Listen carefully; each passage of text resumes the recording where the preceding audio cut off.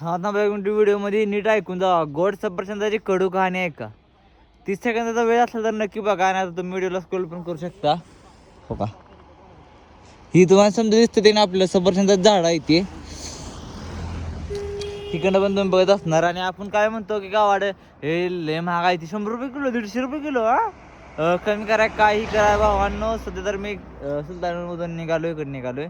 आणि सफरचंदाचं झाडावर तुम्ही अंदाज करू शकता लोकांनी किती नुकसान करायला लागतं. बर्फाती थंडी ती एवढी इथं काम करत आहे ना, आपल्याला ट्रान्सफर करतात सफरचंदी.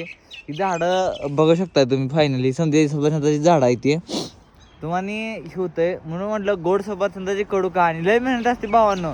आता सध्या तर सीझन नाही, मार्चमध्ये तुम्हाला डबल मी धावणार व्हिडिओ डबल इकडे येऊन. पण खरंच एका फळामाग किती मेहनत असते. त्याला ही करा ती करा.